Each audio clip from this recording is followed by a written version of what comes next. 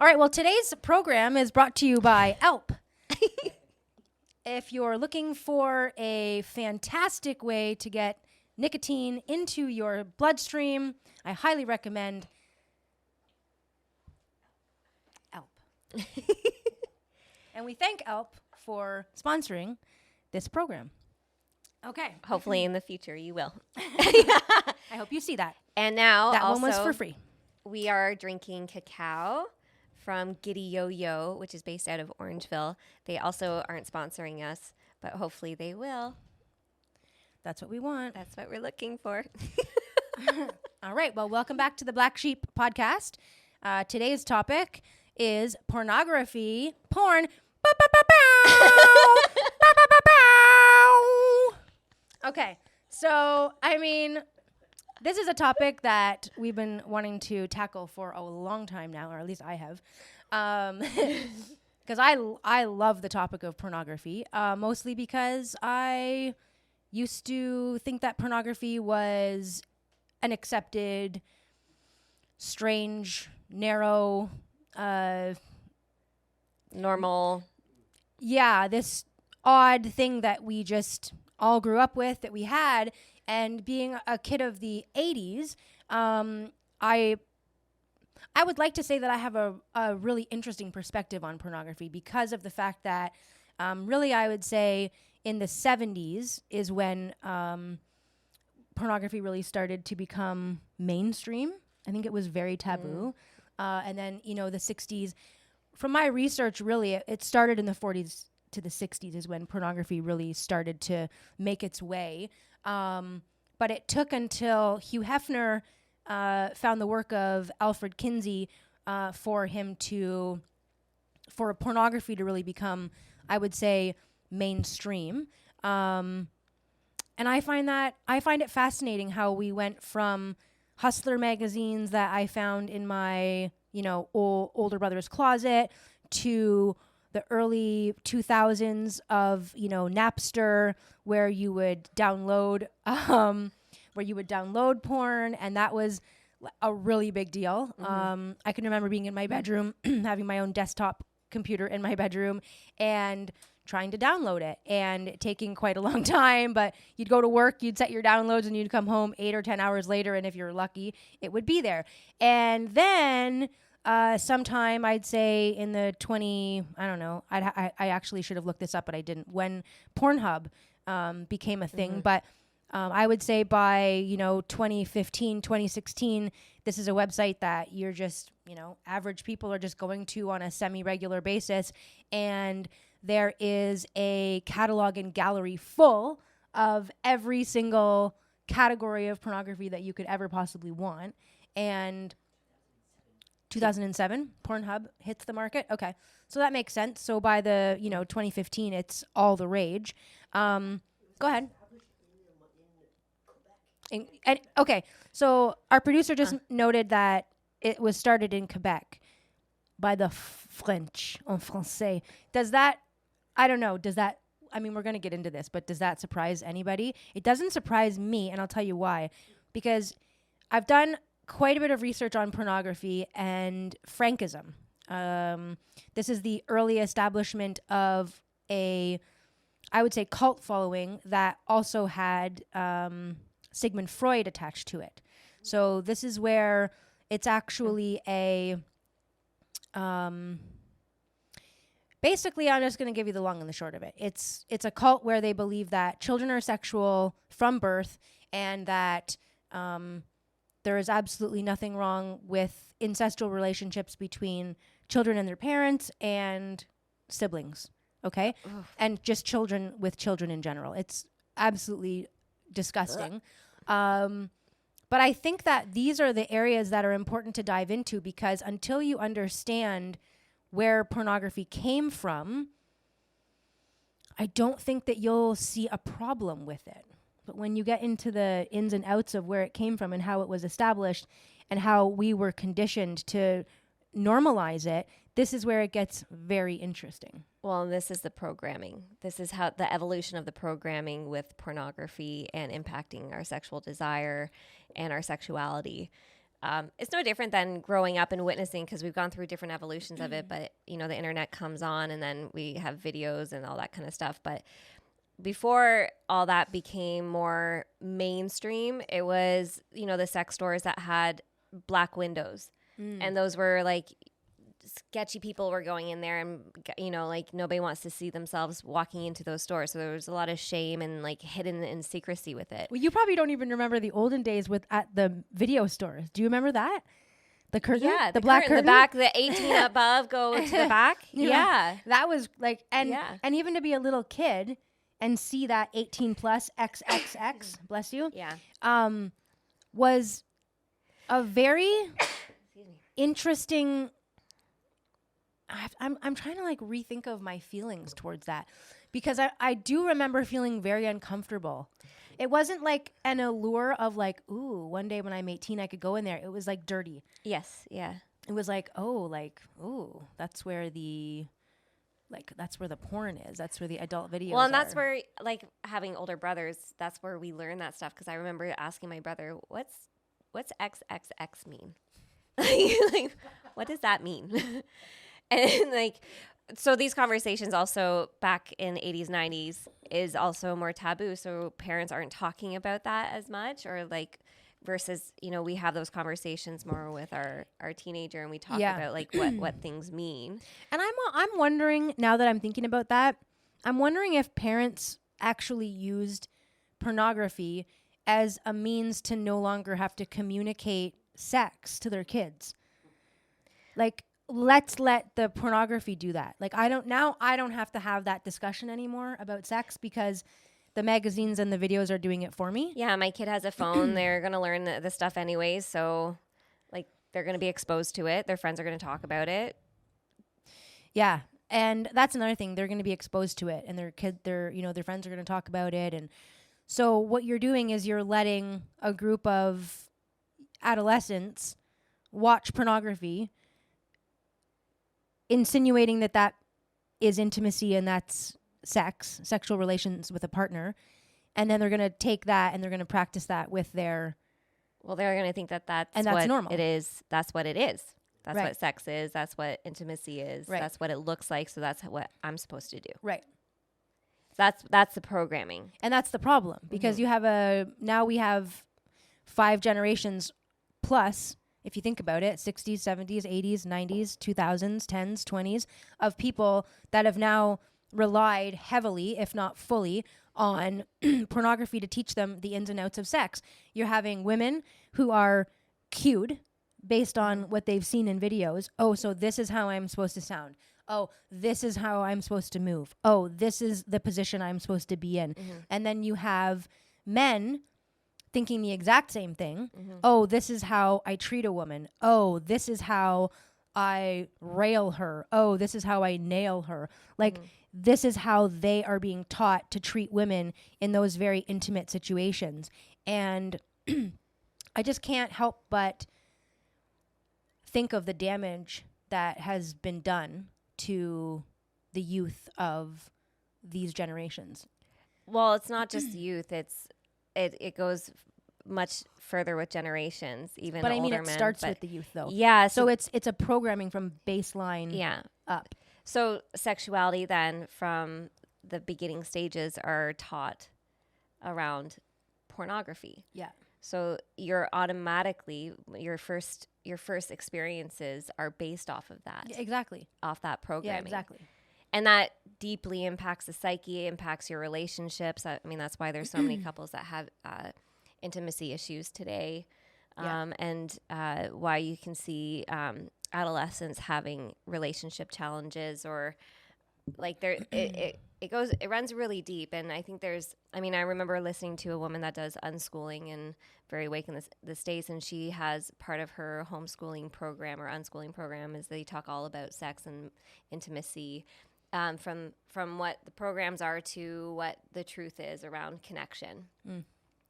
And I think that's the missing link, is that we're not teaching those core values around true connection and intimacy and partnership and union and eye contact and true love. Like, even the language, has shifted so much over the years, from making love to sex to Fucking. banging, fucking, like all those different terms, that we've lost the true essence of what it's actually meant to be for, which is true connection with your loved one.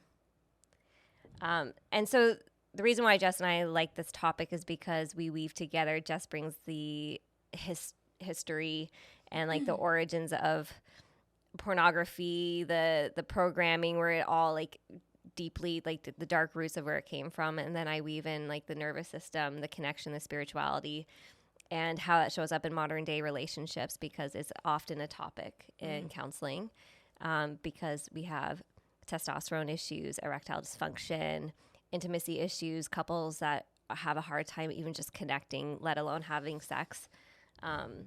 So there, like the issues run very, very deep and very profoundly in so many different aspects. But once we understand and we start to remove shame and we start to have open conversations around this, it starts to take out the programming. We start to deprogram ourselves by understanding the origins of it and how it impacts us, and what are some ways that we can shift out of that, and what are ways that we want to teach or relearn the true essence of lovemaking and connection and unionship, desire, intimacy, all those things.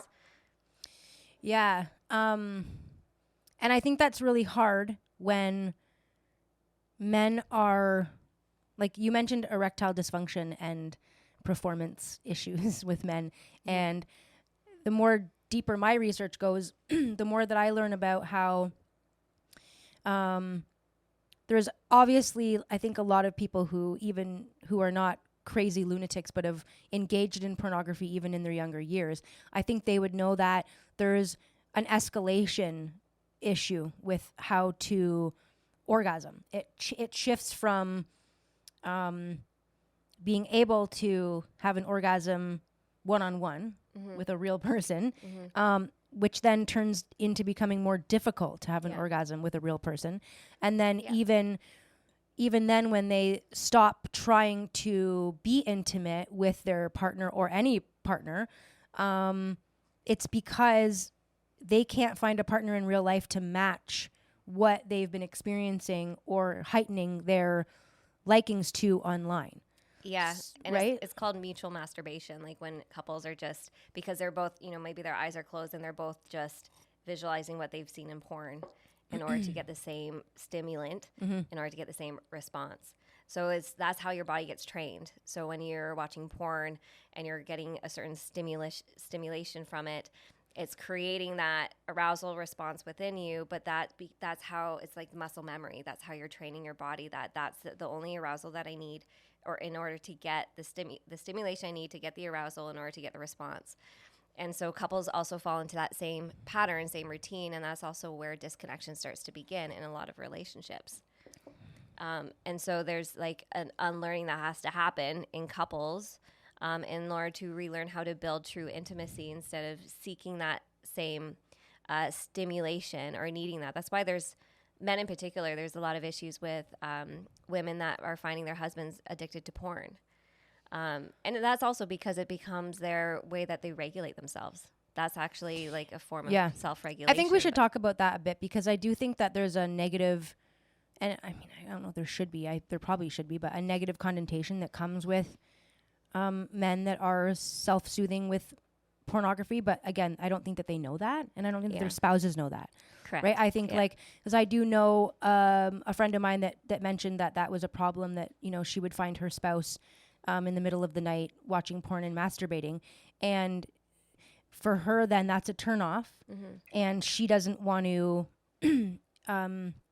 engage with him, because to her, that's like, well, why if you're doing that, like how am I supposed to feel about that? How is that supposed to make me want to have sex? And I can totally agree with that. I can totally see where they'd be coming from that perspective. But it would be nice if we could get to the root cause of why they need that, why that particular person needs that, instead of internalizing it and thinking I'm not pretty enough, attractive enough, and then starting to get resentful and angry, and you're doing it again. And because then disconnection and resentment just continues to build. And Right. then you start looking outside the relationship for answers. Yeah. So I think that would be helpful for men to understand and women to understand where that need comes from and where that self-soothing is coming from. I think the key word is self-soothing, because a lot of men and women both use orgasm and intimacy as a way to self-soothe, because it is a form of relaxation and feeling connection again. And both women and men will do that.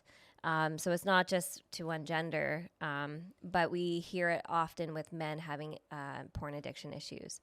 And at the root of it is just lack of connection. And it's not to say that the other spouse isn't desirable enough, but it's just about ways to rebuild connection and intimacy amongst two people, which is where true unionship is. Mm-hmm. But I can see the difficulties. It's like, okay, let me put it to you this way. It's like if I'm up all night long and I'm playing Grand Theft Auto and I can just drive my car like fucking whatever, 200 kilometers an hour and just smash into everybody and pull a gun, and anybody that bugs me on the road, I can just shoot them.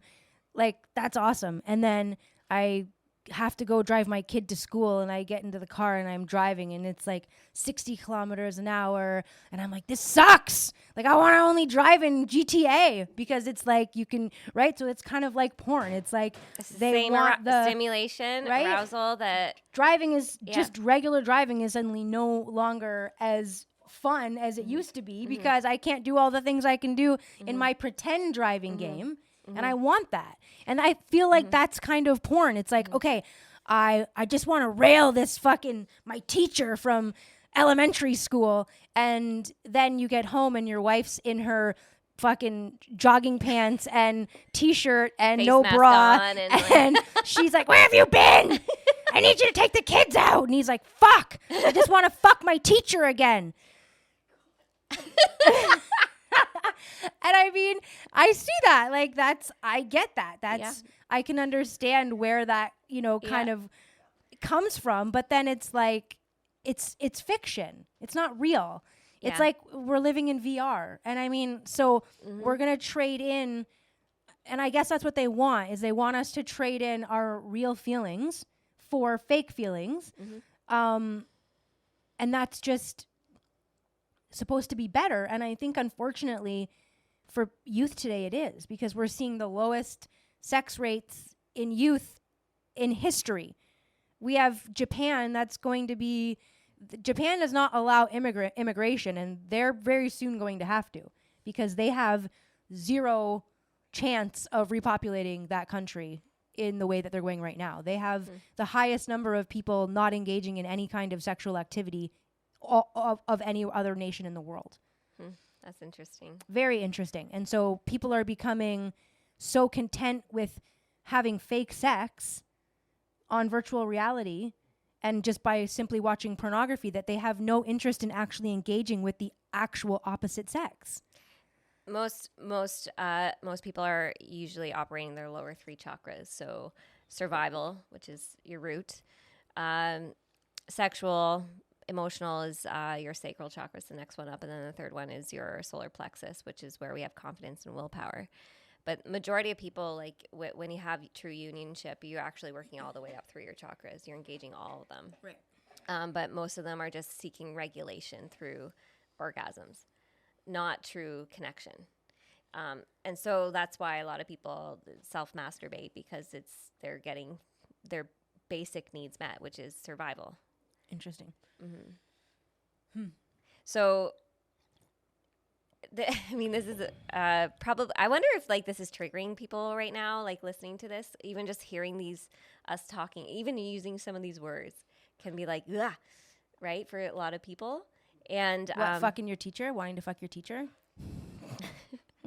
Actually, okay, to go back to that for a second. Uh-oh. Let's go back to that one. If Mr. Gardner's listening from John Paul II, I totally liked you, and I don't know. Okay, well, maybe it's not to go back to that exactly, but what I'm Ashley Mariani had shared this, and it clicked for me that women and men, not just women, but I think women and men both need to have the arousal of any kind of stimulate, whether it's exercising, building something, and having that sense of completion and like burst of energy released.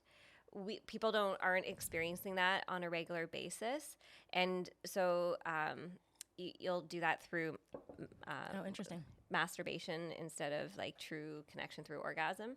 But you can also have that through like a really powerful workout where you got to the end and we're like, oh, I feel so good, right? So you have that like climax through any kind of experience, but mainly physical, where you have that release of energy.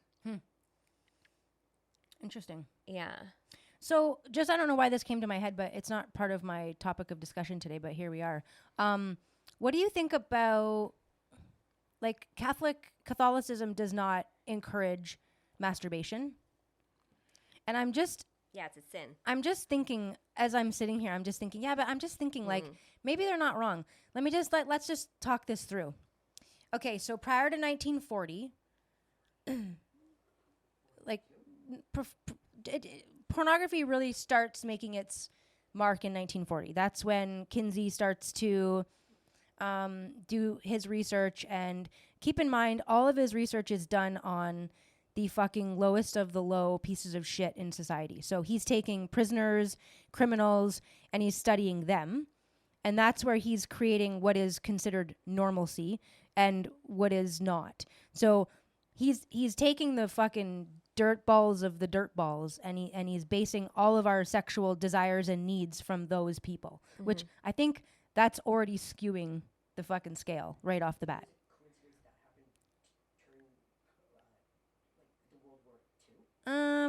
A coincidence that it's happening during World War II. I mean, I don't know. Maybe. I mean, this is where, to me, I'm relating this to Hollywood, because also in that time is when Hollywood is really trying to make Hugh Hefner, like that. Well, that doesn't happen until the late 60s, early 70s. But no, I would say in the 1940s, 50s, pornography and Hollywood are really trying to hit mainstream. And if you ever read the book Hollywood Babylon, which I highly recommend you do, it really talks about early Hollywood in the 1920s, 30s, and 40s. And Hollywood during that time is absolutely filthy. And it's... like the city itself. No. Like, no. The people. Like Hollywood, the characters in Hollywood are absolutely fucking filthy. Charlie Chaplin is probably the only person that I could say that you guys would know who the fuck I'm talking about. And people look at Charlie Chaplin like he was like this really like cute, very like sweet, curated Hollywood figure. He's a piece of shit. Disgusting. Why do you say that? I read all about him. I know, but like, give us like. Well, they're all having sex with each other. They're in marriages that are shams. They're often blackmailed into marriage by other celebrities based on pregnancies, and they're not living their married life as married people in those times should be. They're having sex with underage actresses. They're getting them pregnant. They're forcing abortions. I mean, it's disgusting. Like, all of them are involved in this. Rapes, murders, gangbangs. So this is before the big conglomerates came in and started to yes, this is take over. This is before that. But it's just, I'm just trying to lay out what Hollywood is about before we even really know what Hollywood's about. We don't even, at this time, they don't even really know what Hollywood is. They just know it's a motion picture and there's actors, and and it's very interesting because it's very much like today, where they have this persona on stage, on screen, at the awards, but behind closed doors, they're filthy, fucking, rotten pieces of shit. Often PDF files. Very often PDF files. It's fucking disgusting. So I don't know where the point was to all of that. But I know that I don't know what we were really going back to the 1940s about. Oh, I know what it was. Okay. So my question was the Catholic Church. Here's my question. So up until the 1940s, sex is like we don't really talk about it. It's very prim and proper. We preach that masturbation is a sin. Okay. So let's just go to this. I'm pretty sure that we can be open and honest here. So let's just say it. I'm pretty sure that every single person listening to this has masturbated. And when they masturbate, it's their favorite act of sex. It's exactly how they want it. It gratifies them how they need it. And that's essentially what they're trying to replicate when they have sex with another person. Do you agree or disagree? Yep. Okay. Yep. So with that said, if you're not masturbating, if you haven't learned how to please yourself in that way, that now your expectation of every other person is going to be that. You understand what I'm saying? Yeah. If we actually, for 1 second, forgive the Catholic Church and say, maybe this wasn't such a bad idea, and my first sexual encounter of any encounter, let's say you're very lucky, you haven't been sexually molested, you haven't masturbated, you really don't know anything about sex, you marry your husband at 19 or 18, and the night of the wedding night, that is the very first time that you're intimate with a man. And same for him. We're assuming that it's the same for him. We're assuming that he's been a good Catholic boy, that he also hasn't masturbated. Hey, some people take this very seriously. Like we can look here like it's a joke, but I mean, at this time, this is a very serious thing in 1940s. This is something that people are very devout, and they're very, I don't know what the word is. I'm thinking like pure is the word. They're very pure. So the very first night that you have sex between the man and the woman, that's the first night you're experiencing intimacy, both of you on that level. Right. Would that not, and like, debate me. I don't fucking care. Debate me in the comments. Let's debate it. Would that not be the most wholesome, absolute best fucking experience? That right then and there versus all of your preconceived notions of what sex is and what it should be and how you like it and how they like it. That's your very first time. Both people. If both are pure. Both people are pure, never masturbated, never nothing. You would have awkwardness. You would have humility. You would have humor. You would have intimacy. You would have love. I mean, natural arousal, curiosity. You don't know what titties look like. You kind of only seen like, oh shit, look, she's wearing a fucking turtleneck. I can see your neck. That's like all you've never seen a lady's legs except your mother's. Like, right though? I mean, this is normal. We're wearing long dresses. We're very conservative. We're not walking around with our titties out and our asses out. They don't know what they look like. They've never seen a pornography magazine. They don't know what a pussy looks like. She doesn't know what a dick looks like. Holy shit, where's that? Like, I mean, would that not be amazing? I think it would be the most innocent and pure experience. For sure. Yeah. And so we're robbing ourselves of these experiences. We're making fun of the Catholic Church for wanting people to be pure and to not masturbate, to not explore, to not have multiple partners. But that was the sexual revolution, is to free your sexuality and have lots of partners, have lots of sex. And how are we doing? Are we better off today than we were in 1940, or are we worse off? That's a really good question. Because if you ask me, the fucking sexual delinquency of the 21st, are we in the 21st century or the 22nd century? I don't fucking know anymore how you fucking say it. But 21st century, I mean, I don't think that we're better off. I don't think that the women in this country or the world are better off, and I don't think that men are. I think that the programming from the sexual revolution definitely impacted our psyches, because there's a lot of, and in conjunction with the feminist movement, because women have felt that they need to, probably men as well, I need to have sex with lots of different people in order to see what it is that I like, so that when I do find my partner, we're a good match.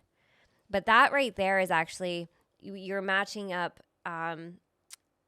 nervous system regulations. Like, you're matching up a certain way that you have regulated yourself through intimacy together. Right. And instead of true building of intimacy with one another, and finding how can you find true connection.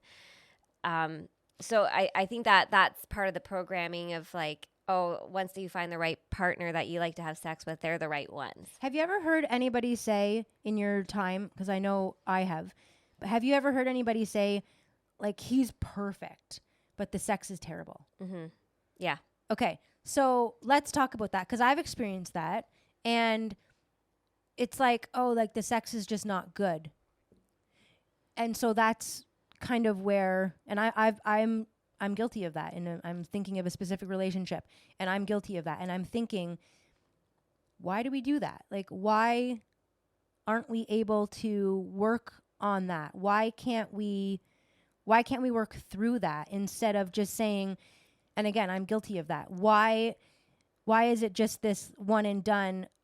Or it's been 6 months and it's not better. He's I don't know, what do women say? He can't last long enough, or he doesn't do it how I like it, or like, why aren't we talking about that? Why aren't we working? He's got all the boxes checked, and there's this one area, and I think that I think a lot of women don't think about, maybe he was molested, maybe he has sexual trauma, Maybe they're not communicating well.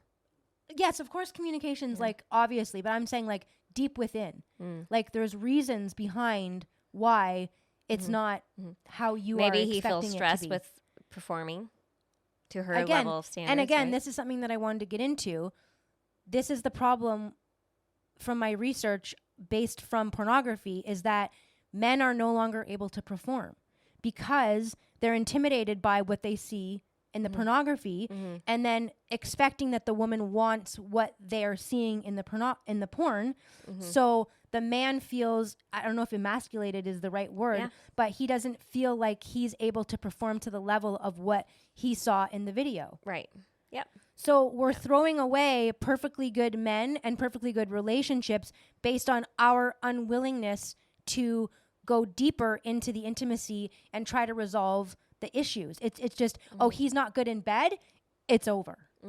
Just kick him to the curb. And I just find that really interesting, given the research that I did based on the lack of ability to perform, based on their based on what they've seen in the videos and not feeling adequate. I think that right there, if you don't feel adequate in a relationship, your self-esteem, sex drive is going to drop right away. Your self-esteem is impacted. That's really interesting, Jess. What part? All of it? Just all pump of my it. tires of it. All of it. Pump your tires. Pump me up like Reebok pumps. I think so. There's high expectations around, because, and this is both men and women, performance is from what you've been programmed to think what it's supposed to look like, whether it's from a movie, whether it's from pornography, or from what you're hearing from other people.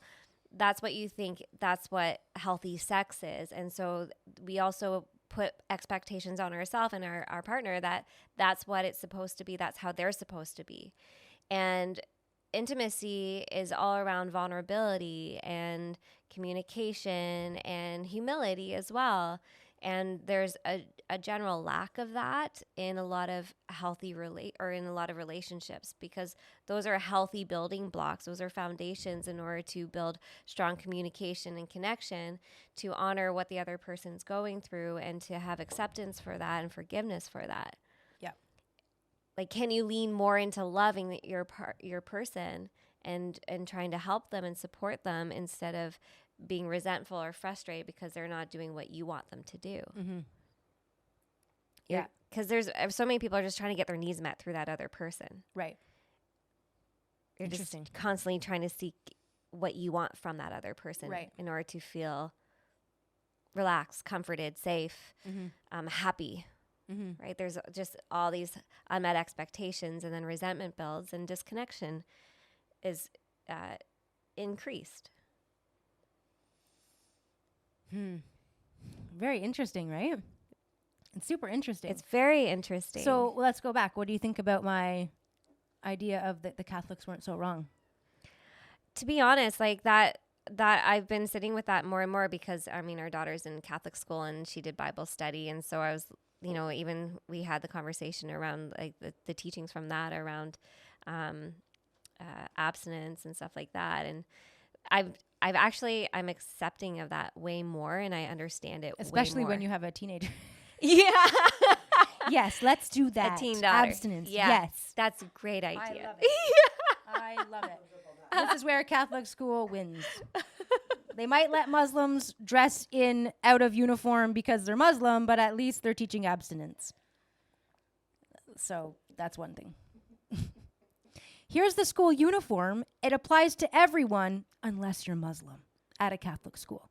Then you can wear whatever you want. Oh, okay, cool. Anyway, getting back to it. Yeah, so I don't know. I just think that's really fascinating, and I just wonder what. And I don't wonder because I know that the sexual revolution and feminism, if you do your homework, you know that these things were all psyops. They were all programmed and created and curated so that it would change our psyche and how we looked at the world and how we, our morals, what morals we thought were important. We went from wholesome, basic, mom stays home, nurtures, loves, cares.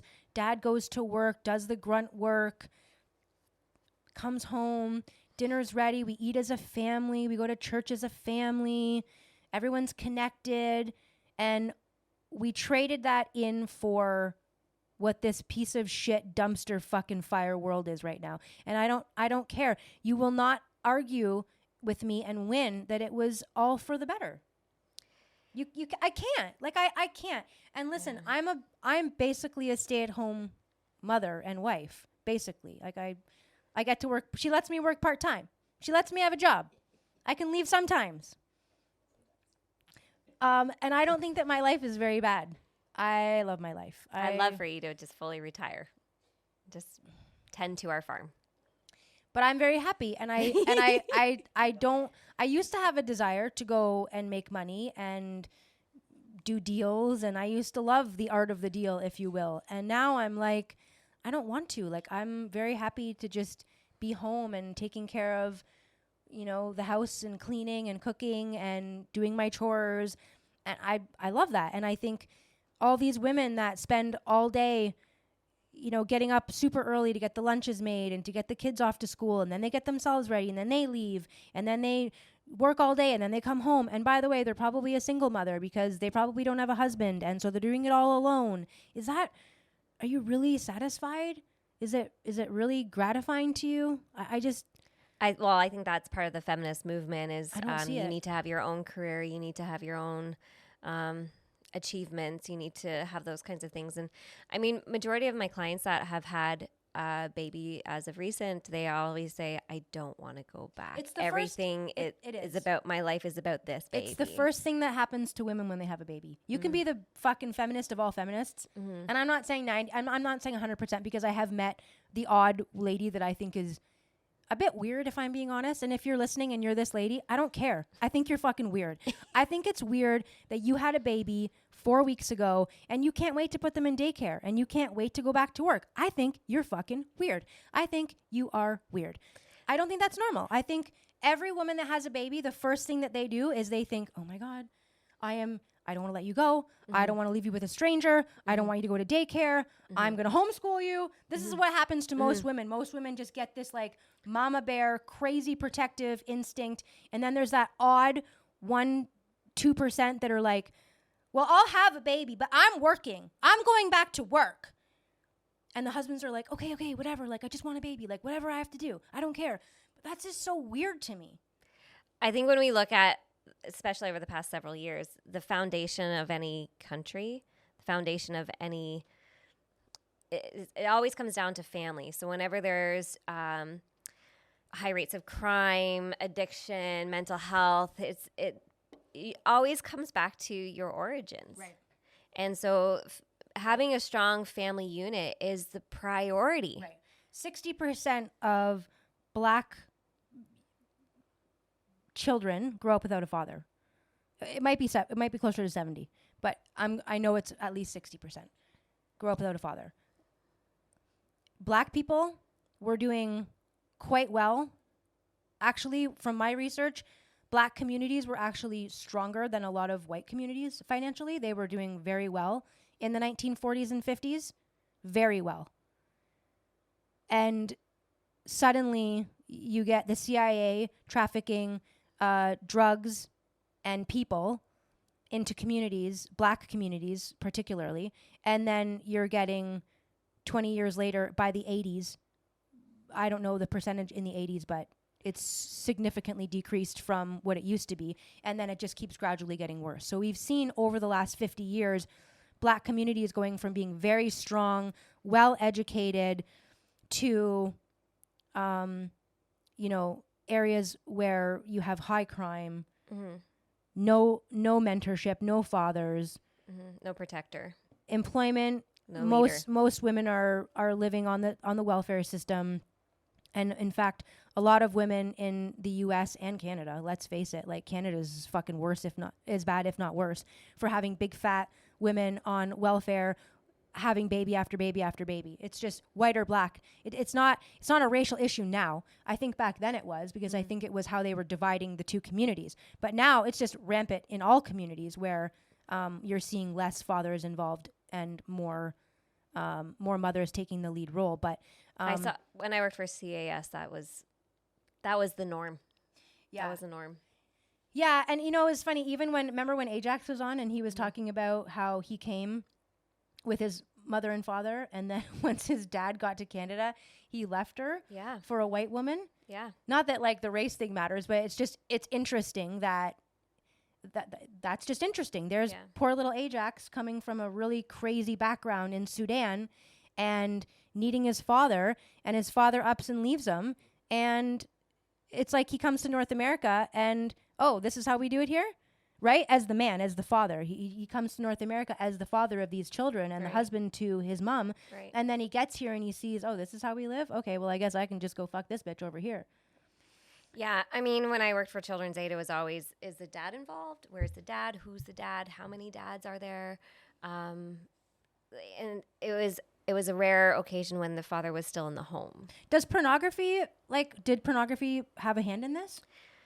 I think pornography normalized the programming around sexual deviance. Yeah, because if you look at the movie industry, and I was raised with like the Britney Spears, like pop era, where they started to get even more sexualized. Like if you look at her career path and Christina Aguilera, like they got hit me, baby, one more time. Like it was just, she was 16. Hit me, baby. That means fuck me. Yeah. Fuck me, baby, one more time. That's so gross. I mean, all the pop songs that we were singing were hypersexualized. And even sometimes I would stop singing parts of it because I was like, should I be even saying that?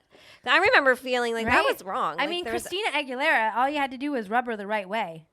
She's a genie in a bottle. You got to rub me the right way. Yeah. That's so fucked, yo. So we grew up on Much Music, right? Watching music videos. Like that became our false idol as a teenager. Yeah. Right. And so, new music videos out. I'll sit and watch the music videos. And that was that programming. But that really stemmed from the hip hop revolution. Yeah. Right. Because I mean, up until that, I mean, Madonna was kind of, I guess, the most controversial when she came out in that cone bra. Yeah. You don't even know you do?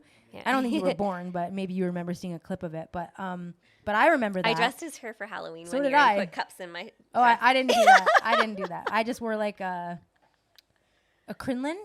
Do you know what a crinoline is? It's like crinoline, like you wear it under, if you want to be a princess and you have the gown, but you put that crinoline and that's what puffs it out. Oh. So I had one of those because my mom used to make me dress like I was in a pageant. And so I wore the crinoline under as the dress. Because it was just like cream, like short sleeve, and then the poof out. That's what like she would wear. With the black beauty mark. Yeah, I'm sure. Yeah, and my hair was curly and whatever. But anyway, but yeah, I think Madonna was a bit controversial, but I really don't think that we saw most pop stars in the 80s tried to be. You were still. I'm not going to say you were conservative because that's not the word, but you weren't naked. You weren't grinding on stage. You weren't. It got progressively, like this is the acquiescence of normalizing hypersexuality. Yeah. Like I can remember starting to see those very first early 90s hip hop videos. And, the one that has to come to mind is Biggie Yeah. And he's got the tranny in the video that I've seen that now I know is a tranny, but I didn't know back then. And you were like, man, I wish I could look like that girl, but I just never have her bone structure. I wonder why. Because she's a fucking dude, motherfucker. What the fuck? Like, I wanted to have bone structure of a fucking man. Okay? Huh. And I think of a lot of other Hollywood, right? And I think of a lot of other Hollywood actresses that I'm convinced now are men. Like, I'm sorry, I hate to break it to y'all, but Cameron Diaz, dude, I'm pretty sure she's a guy. Sandra Bullock, I'd bet my fucking, I don't want to say what body part because I don't want to lose another body part, but I would bet you that Sandra Bullock is a guy. And I always wanted to have her fucking neck. And I'm like, she's got an Adam's apple. Like, every Hollywood movie we watch, what the fuck? Jess is examining them. If I have to watch Hollywood movies, pausing it. that's what I'm going to do. If I'm forced to watch a fucking Hollywood movie, I'm going to make fun of it, and I'm going to pick out the fucking tranny dykes, okay? That's what I'm going to do. But I mean, as far as pornography goes, Can we get into the history a little bit more, though? Around, like, I don't know, you well, like, you gotta give me something to go on. Like what? Research? Okay. What do you want to know? Alfred Kinsey. Talk about Alfred Kinsey. Okay, so I talked a little bit about him, and I've talked about him on other shows, but basically, he's working, I think, in Iowa at the time, University of Iowa, maybe. And here's something that he said. Kinsey didn't ask if behaviors were good or bad. He asked how common they were. That changed sex from a moral, relational act to a measurable behavior. When something becomes normal statistically, society accepts it psychologically. Okay, let me say that again. When something becomes normal statistically, society accepts it psychologically. So if they can show you, like masks, then you will believe it. So they showed you that masks will save lives, but they didn't. They did nothing. That was not even the point of them. So this is it. If they can just tell you that it is a thing, then psychologically you'll believe it. Okay? So the key point of Kinsey is he reframed sexuality as identity plus appetite instead of responsibility. So it became what you wanted, what you desired, instead of what was morally responsible of you. Okay? So we took away the moral responsibility. Again, masturbating, being pure. If you reframe it as, this is part of my identity, this is who I am. Right. Then it becomes, oh, well, then it's okay. It's accepted. Versus, listen, that's not who you are. Mm-hmm. You're not that. Mm-hmm. You're you. And sex is a part of what you do in a healthy marriage when you've committed to someone. That's responsible. Right. That's responsible versus, but that's my identity. I desire it. It's my appetite. It's my sexual appetite. Doesn't mean that it's okay. That's right. A big fat person that has an appetite for McDonald's does not make that appetite okay and acceptable. It makes them sick and fat and ugly and unhealthy. I want to eat McDonald's every day. I have not had it in 25 years. I still want it. But guess what? It's not responsible for me to eat it. Mm-hmm. Agree? Yeah. Yeah. Is someone here? Okay. I thought I heard somebody outside. But we live on a farm, so who knows? People show up all the time. That's the problem with living in the country. Okay, now bring in Hugh Hefner. Okay, so, all right. So, Hugh Hefner, this is where you have to be careful with AI and ChatGPT, because ChatGPT does not want me to believe that Hugh Hefner and Alfred Kinsey actually have a relationship together. It wants you to believe that Hefner reads Kinsey's book. He wrote a book. I'm not gonna be able to find it now. Maybe you can look it up, Alora. Alfred Kinsey's book. He wrote a book in the 1940s, and then he wrote a female version a few years after that. So Hugh Hefner reads this book, Sexual Behavior in the Human Male. Sexual behavior in the human male, and then sexual behavior in the female came later. Okay, and that was in the 1940s. 53 was the human female. Okay, so 53 comes the female. I think 48 was the, okay. So AI wants you to believe that Hefner comes to college and he just happens to read this book, and that's all there is to it. He takes Kinsey's psychological aspect and then he moves it into a monetizable industry, essentially. I don't believe that. I have evidence that shows that Hugh Hefner was mentored by Alfred Kinsey, and that Alfred Kinsey actually, I would use the word, groomed Hugh Hefner into being who he is or was in the time that we knew him.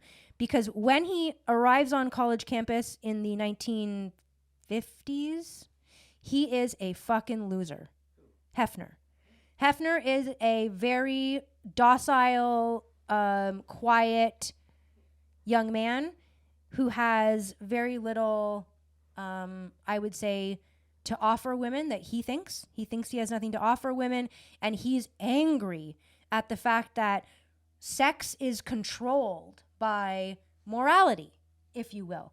He expects to walk onto college campus in 1950 and fuck a bunch of broads when that's not how things work in the 50s, okay? So Hefner reads this book and he decides, this is fucked. I don't like this. I don't like this one bit. I want to get fucked, and I don't want to get married.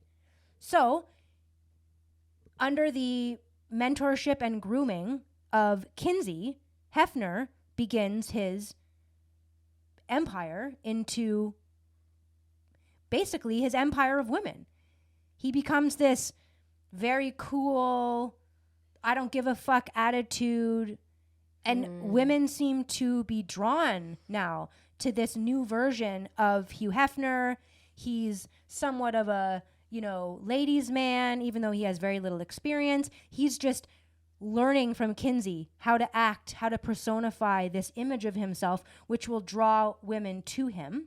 Right. And he then basically, I don't want to say tricks because I don't know if that's the right word, but convinces a lot of women that their sexual desires are not wrong and that they need to be explored, and that he can help explore them, and that it shouldn't just be through marriage that you should have experience, and that you should have the freedom over your body to do what feels best. So through that psychology of Kinsey, and then his ability to be a ladies' man and have this confidence about him, he now is able to establish Playboy.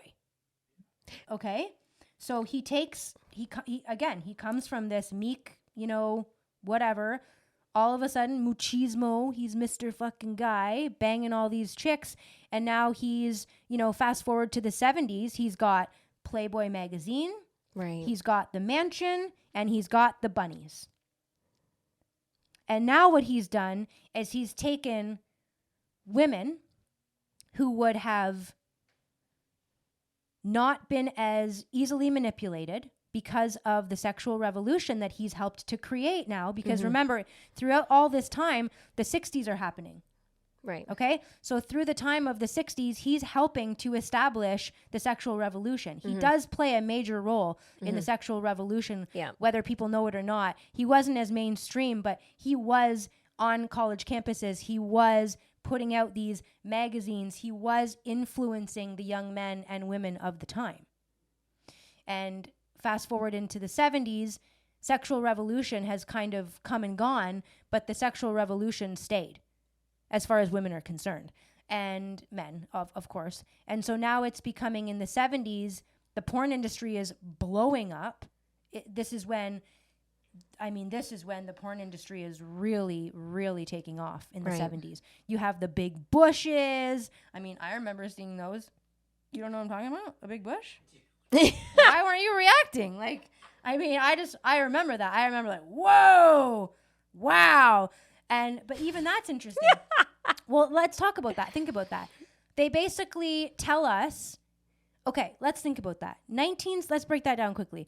1970s, bushes are in. Big bushes. Everybody has a big bush. I don't think anybody trimmed their bush prior to 1970. I think that was just normal. You have what you have. It is what it is. We're not grooming our pubes. Okay? Think about it. Fast forward to the 90s. Where I'm in high school now, and my friend Jody tells me that I better trim my shit up into a landing strip because this is what everybody has now. And if you have a big bush, then your boyfriend's not going to like that. And I was like, oh, I don't know about that. So the transition from the bush to the landing strip, and then fast forward into the 2000s, what happens in the 2000s? The Brazilian. Bear. What resembles a Brazilian? I would say a childlike figure. So now you've got PDF philia coming in hot, because now we're grooming women who are, whether they're in their late teens, 20s, 30s, to now want to look as though they're prepubescent. Okay? So shaving everything. So he not only revolutionized sex and pornography, but through his magazines and videos, it showed men and women how to behave and how to groom themselves into the way that we are now, which is an entire world filled and run by satanic PDF files. I see a major connection there between the psychopathy of it all to where we are right now, and how that was a major influence on how we think of and how we think about sex. You mentioned something about I think it was Hugh Hefner, that their decisions were they didn't want to have a morality. They didn't want to lead by morality. Yeah. Your moral compass comes from your heart. Yeah. So if you're operating from the 3 lower chakras, you're not listening to your heart. Yeah. And what is good or bad, what is right and wrong. Yeah. And so when people aren't connected into their heart and in intimacy, they're in relationships. What are you listening to then? Yeah. The programming. Right. You're not listening to what is right and wrong, what was natural, what's heart led, what feels right, how to behave appropriately. Yeah. And the other thing that's interesting about this is that, let me say this. Pornography, correct me if I'm wrong, is the only addiction that people will defend. Will they defend it if they're an alcoholic? I would think that most people that are alcoholics would say, yeah, I drink too much. I know I have a problem. I don't know of a lot of people that are into pornography that will not defend it. I will give you a perfect example. We had an event here last year, and there was a gentleman here who I really, really like. And we got into the discussion of pornography. And that guy defended pornography until the sun went down. Yeah. And what I found interesting was he defended it in so many ways. He said that it was a great tool to use for intimacy. He argued against my intimacy stance, and he said that it actually created intimacy because you can watch it with your partner. Because you both need stimulation in order to get arousal. Yeah.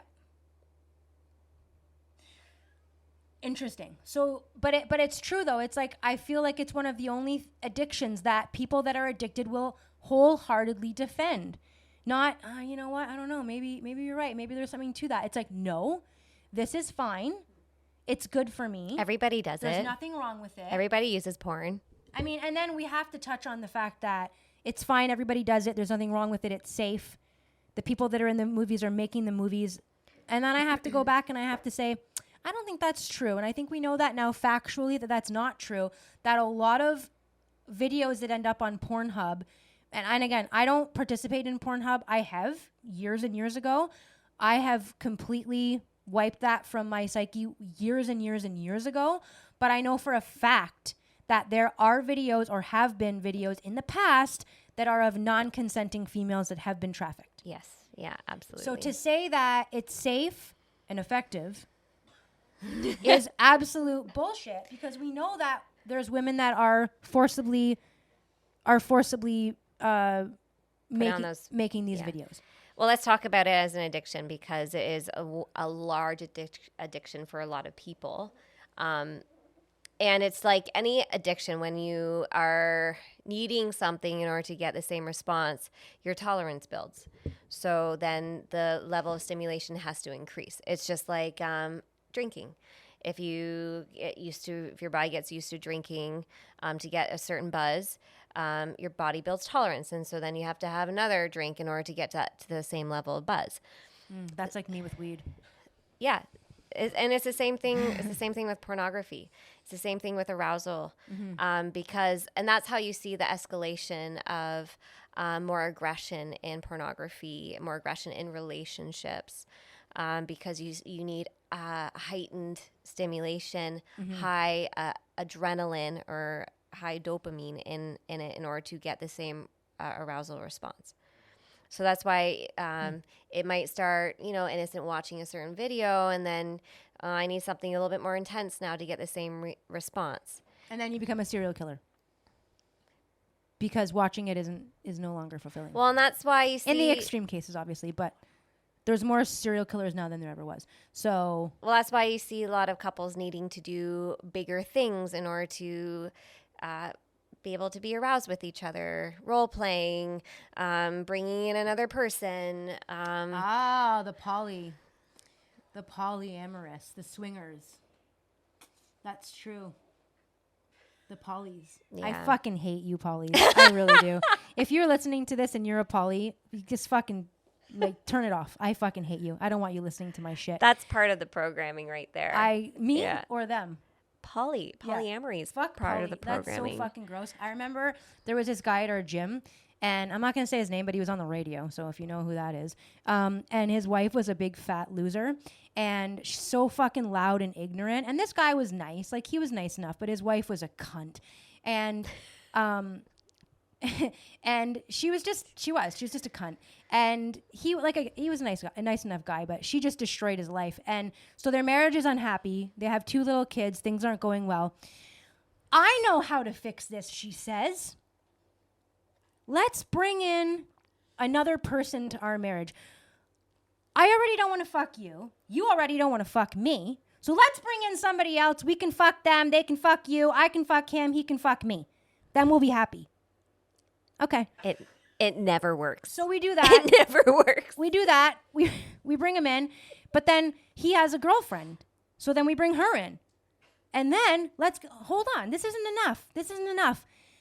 Let's move in together so that our 2 kids can now grow up with this weird, fucked up thing that you call a family, which it is not, only to realize sometime down the road, not long, that it's not going to work, and we're originally just going to get divorced. So now you've completely fucked up whatever those fucking kids' chance they had to be fucking normal. You fucked that up. You fucked up your marriage, and you're fucked. And you didn't solve anything. You're still fucking gross and weird, and you're still not happy. It's so fucked. It just makes me mad. I just hate it. It's just so gross. Look, it's so gross. Cool your jets. It's so gross. If you think that it's cool, this is part of the maybe like sexual revolution part 2 of what's kind of going on in our society. Like that was like a whole push. But I think people are seeing it though. I agree. Right? I agree. Or people have tried and then they're going like, but I don't want to share you. And like, why do I have to share you? Right. Like this doesn't. Right. I get you Thursday and Saturday. Oh, yes. We also had a friend that did that. We also had a friend that we knew back in the day that was a really nice person, but for some reason just couldn't get her own guy. Just couldn't find her own guy. But she found a girl, and that girl was really nice, except that girl had her own guy. And then she was like, but I really like her, so I'll take what I can get. And then the girl said, I can give you Mondays and Fridays. And she was like, okay, I'll take it. Like, are you fucking nuts? You're fucking selling yourself so fucking short. Like, that's what you're worth? You're worth a Monday and a Friday? You're not worth every night of the week? You're not worth Sunday mornings, coffee? You're not worth going to fucking Costco? You're not worth that. You're just worth Monday nights and Friday nights. And I'm okay with that. Like, get bent. So let's extract that for a second, because that's exactly around self-worth. Yeah. So if we're not feeling worthy of having a mutual reciprocal relationship where you can be met fully, and you're going to settle for whatever it is that you can receive, that is the level of self-love you have. Yeah, and you know what? I know we're going to wrap up here soon. I just want to say I have been holding back the last few episodes. I've been trying to be nicer and more professional, and I've been trying to be somebody that I'm not, because I think that maybe I should. And you know what? No, I'm not. I think people that do this are fucking disgusting. If you're at home every night or twice a week or whatever and you're watching porn, turn it off. Give your fucking head a shake. Love yourself. You're worth more than that. Your time could be better spent. Let me go over some few ways that you can work on the deprogramming. How about that? Okay, fine. Let's end with some tangible things that people can. I'm gonna have an Alp. Maybe it'll calm me down. Yeah. So, okay, let's go over this. The programming shows up in a lot of different ways. So you have to develop some self-awareness around how does that show up for you. Do you have to have sex with the lights off? Do you have to be wearing a certain whatever? Do you need to have certain things happen in the same manner every time, which is why you're trying to seek the same stimulation to get the same arousal for the same ending. So it just starts with just self-awareness to begin to witness your own patterns, because everything around it is patterns. And so if you are an avid porn user, it's learning your own loop with that and witnessing that. Your kind of go-to things that you need the stimulants that you need, right? Whether you're an alcoholic or weed smoker, and you have your habits, your certain rituals with those things. So once we start to develop some self-awareness, you'll start to recognize the pattern. And often it involves a shame loop. So there's a lot of secrecy with it, withholding information, hiding, and that's all, and then feeling bad about yourself. And shame is usually a sign that you're experiencing it when you're trying to hide information. Maybe you close off your body, maybe you close your eyes. Like, these are all signs that you're in that kind of shame loop. In a relationship, when you're learning to operate from your heart through intimacy and work up your chakra, so you're not just trying to regulate yourself. You're actually engaging all of your senses. So really paying attention to touch and how things actually truly feel, rather than being in your head. So when you start to engage all of your senses, you're aware and you're in your body and you're present, rather than seeking that same pattern in your mind and looping in the psyche around trying to get back into that pattern. You're not going to be perfect at that. It's like a gradual unwinding that has to happen. So it's giving yourself compassion and just keep practicing it, because it's not about perfecting it. It's about learning to let go of that, and to bring something new. Let that shit go. Let it go. Yeah. Yeah. I have to say, since I don't think I've really watched porn since I'm gonna say 2017, give or take 18, and I tell you, I pretty blown away at the fact that I did that and how much better I feel not doing that. Yeah. Yeah, same. Yeah. Like, the programming's gone. Yeah. But the programming can still be in the body. So relearning how to be in your body with intimacy is part of relearning healthy intimacy again. Yeah. And I always do remember, I don't know if it was you that said it, but I know that I was guilty of this. When you would finish watching something, then you turn it off, and then put it away. Right? I know I used to do that, and it's oh, I get that. That's because I was in shame. You're ashamed. Right. Because it's wrong. Right. If you, I don't know. If you watch porn and you're not ashamed by it, then I guess you're a psychopath and you're not affected by it, and maybe you should keep going on and doing it. But if you're watching it and you put it, it's done, and then you're like, ugh, that's because it's not, it's gross because you're really not connected to it. You're just doing it because you think that it's what you've always done. So in order to break the shame loop, the only thing that really helps with that is compassion. Mm-hmm. So if you're caught in that, you're putting a hand on your heart and just taking a deep breath. So we're disrupting the pattern of like trying to close off and be secretive, and just like acknowledging and breathing and recognizing that I'm not a bad person. And then when you think about you want to do that next time, do something else. Behavioral change modification. Put in a nicotine pouch. Smoke a joint. Go for a walk. Kiss your partner if you have one. If not, go find a real one in person. I'm gonna offer one more tidbit. Often couples close their eyes when they're being intimate, and relearning how to have intimacy with your eyes open, like gradually opening your eyes, or having a light on, or even having an incense burning, something that keeps you in the room, can help you rebuild that connection. Mm-hmm. Okay, good tip. Cool. Incense, candle, coffee candle. Okay, well, I think that was a great episode. Do you have anything else to add? No, I'm just really curious if any of you felt like I was hard on you, like I triggered, activated, uncomfortable, like wanting to crawl out of your skin while listening to this. Just observe. Make sure my hair looks good for those pictures, Laura. No. I don't know. I think that if you're uncomfortable, that's probably good because it probably means that you're thinking. And the fact that you're listening is a sign that you're open. Yeah. You're open. And so that right there is progress. Yeah. Okay. Well, thanks for tuning in to this episode. And we will be back next week with another one. Another banger.